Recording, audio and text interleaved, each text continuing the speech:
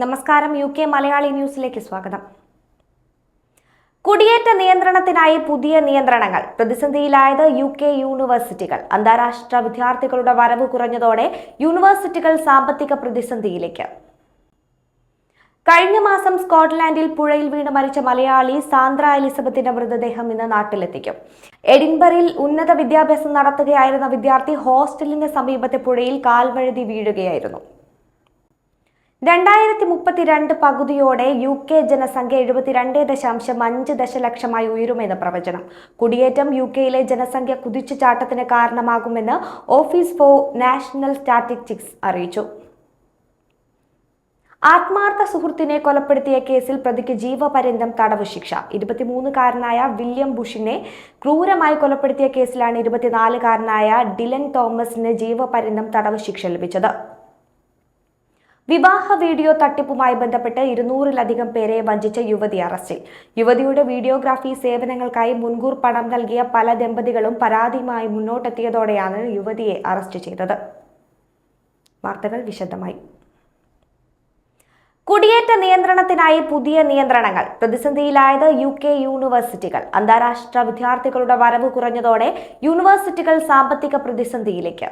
കുടിയേറ്റ നിയന്ത്രണത്തിന്റെ ഭാഗമായി പുറത്തിറക്കിയ പുതിയ നയങ്ങൾ കൊണ്ട് പ്രതിസന്ധിയിലായി UK യൂണിവേഴ്സിറ്റികൾ. അന്താരാഷ്ട്ര വിദ്യാർത്ഥികളുടെ വരവ് നിലച്ചതോടെയാണ് ഇത്തരമൊരു പ്രതിസന്ധിയിലേക്ക് എത്തിയത്. സാമ്പത്തിക പ്രതിസന്ധി രൂക്ഷമായതോടെ പിടിച്ചു നിൽക്കാനായി 100 കണക്കിന് ജീവനക്കാരെയാണ് യൂണിവേഴ്സിറ്റികൾ ജോലിയിൽ നിന്ന് പിരിച്ചുവിടുന്നത്.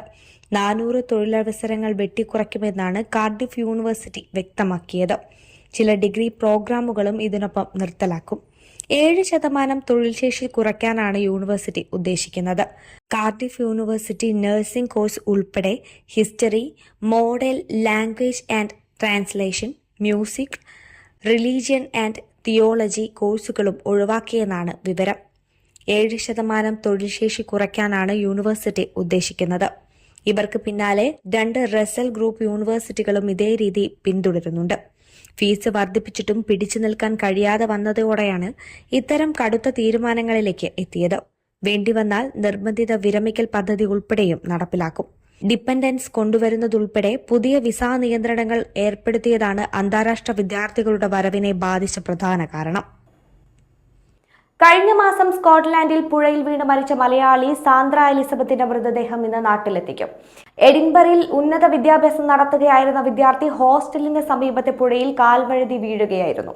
കഴിഞ്ഞ മാസം സ്കോട്ട്ലാൻഡിൽ പുഴയിൽ വീണ് മരിച്ച മലയാളി സാന്ദ്ര എലിസബത്തിന്റെ മൃതദേഹം ഇന്ന് നാട്ടിലെത്തിക്കും. എഡിൻബറയിൽ ഉന്നത വിദ്യാഭ്യാസം നടത്തുകയായിരുന്ന വിദ്യാർത്ഥി ഹോസ്റ്റലിന് സമീപത്തെ പുഴയിൽ കാൽവഴുതി വീണാണ് അപകടം സംഭവിച്ചത്. 2024 ഡിസംബർ 6-നായിരുന്നു അപകടം. ചെറുകുന്നം കുഴിയിൽ പീടികയിൽ സാജു കെ ജോണിന്റെയും ചീനിക്കുഴി കണ്ടനാട് കുടുംബാംഗം ആൻസിയുടെയും ഏക മകളാണ് സാന്ദ്ര.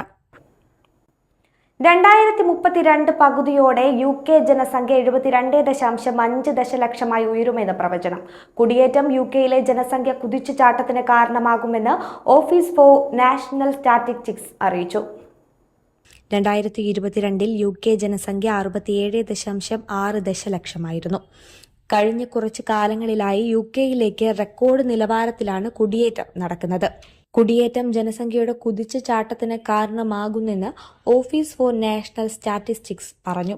കുടിയേറ്റത്തിന്റെ ചെറുക്കൽ പലതരത്തിലുള്ള നടപടികൾ സ്വീകരിച്ചു വരുന്ന വലതുപക്ഷ റിഫാം UK പാർട്ടിയുടെ നിലപാട് ജനങ്ങൾ ഉറ്റുനോക്കുന്ന ഒരു വിഷയമാണ്. പ്രധാനമന്ത്രി KS സ്റ്റാർമറിന്റെ ലേബർ ഗവൺമെന്റ് രാജ്യത്തേക്കുള്ള കുടിയേറ്റക്കാരുടെ എണ്ണം കുറയ്ക്കണമെന്ന് നിലപാടെടുത്തിരുന്നു.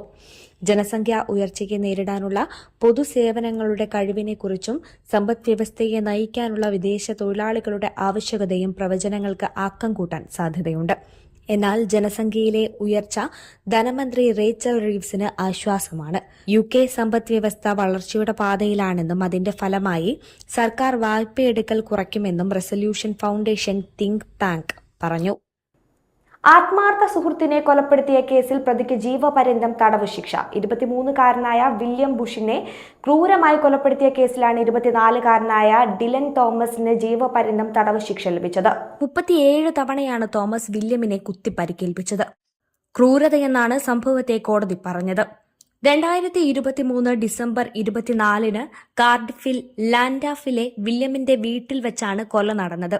മുത്തശ്ശിക്കൊപ്പമാണ് തോമസ് വില്യമിന്റെ വീട്ടിലെത്തിയത്. വില്യമിന്റെ മുറിയിലേക്ക് കടന്ന തോമസ് കയ്യിൽ കരുതിയ കത്തി ഉപയോഗിച്ച് വില്യമിനെ ആക്രമിക്കുകയായിരുന്നു. കൊലപാതകത്തിന് ശേഷം തോമസ് 999 എന്ന നമ്പറിൽ വിളിച്ച് വില്യം തോമസിനെ കുത്തി പരിക്കേൽപ്പിച്ചെന്നും പറഞ്ഞു. 2500 കോടി രൂപ ആസ്തിയുള്ള പീറ്റേഴ്സ് പൈസ് കമ്പനിയുടെ അനന്തരാവകാശിയാണ് ഡിലൻ തോമസ്.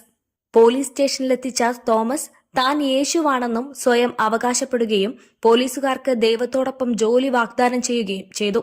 മാസങ്ങളായി പ്രതി മാനസികാരോഗ്യ കേന്ദ്രത്തിൽ ചികിത്സയിലായിരുന്നു. കൊലപാതകം ആസൂത്രിതമാണെന്ന് പ്രോസിക്യൂഷൻ വാദിച്ചു.